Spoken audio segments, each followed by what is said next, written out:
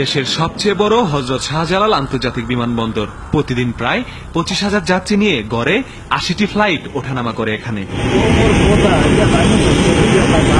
যে কোনো ফ্লাইট বিমানবন্দরে নামার পর যাত্রীকে বেশ কিছু আনুষ্ঠানিকতা শেষ করে বের হতে হয়। প্রথমেই ইমিগ্রেশনে যাচাই বাছাই করতে হয় পাসপোর্ট, এরপর লাগেজ নিতে যেতে হয় বেল্টে।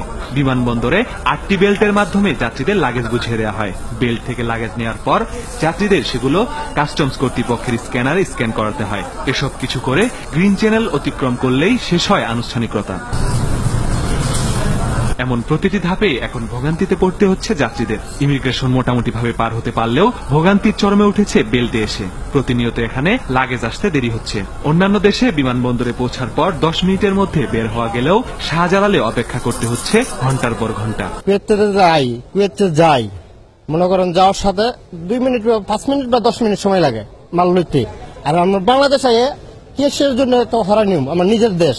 প্রবলেম বলতে কি দেরি হয়, ইউজুয়ালি দেরি হয় 1.5 ঘন্টা 2 ঘন্টা লেগে যায় মাঝে মাঝে।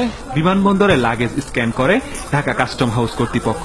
5% যাত্রীর লাগেজ স্ক্যান করার নিয়ম থাকলেও ফ্লাইট ভেদে এটি কম বেশি হয়। এর বাইরে কোনো যাত্রীকে সন্দেহ হলে লাগেজ খুলে চেক করা হয়। যাত্রীদের অভিযোগ আছে এই কর্তৃপক্ষের বিরুদ্ধেও। আমার ব্যাগেতে কিছুই নাই, খালি ব্যবহারের জিনিস আছে। রাস্তায় আমাকে ধরছে 3-4 জন মিলে ওকে লেখে নেই। আমি বললাম এটা মাই ডিউটি না, এটা রেসপন্সিবিলিটি আপনাদের, সে লেখে নেই কেন? লাগেজ পার্টিদের ছেড়ে দিছে, কিছু বলে না। আর ভদ্রলোকরা তারা হ্যারাস করছে। বাস টার্মিনাল সাথে খারাপ বিমানের অবস্থা। এই লোকগুলা যে দিছে, একটা লোক আমার মানে প্রত্যেকটা লোক স্টুপিড।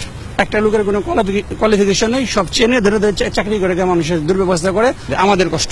বাংলাদেশি বংশোদ্ভূত অন্যান্য দেশের নাগরিকদের অভিযোগ, বিদেশের বিমানবন্দরে নানা সুযোগ সুবিধা পাওয়া গেলেও এখানে যেন তার উল্টো। রূপে মর্যাদা পাই, কিন্তু আমার দেশে কিন্তু এটা তো লাল পাসপোর্ট। আমি পৃথিবীর যে কোনো দেশে আমি এন্ট্রি ভিসা যাইতে পারি, কিন্তু বাংলাদেশে ওই সুযোগটা আমরা আসলে এখানে কম পাওয়া যায়। বিমানবন্দরের সার্বিক ব্যবস্থাপনার দায়িত্ব বেসামরিক বিমান চলাচল কর্তৃপক্ষের। অথচ এ নিয়ে কর্তৃপক্ষের চেয়ারম্যান ক্যামেরার সামনে কিছু বলতে রাজি নন।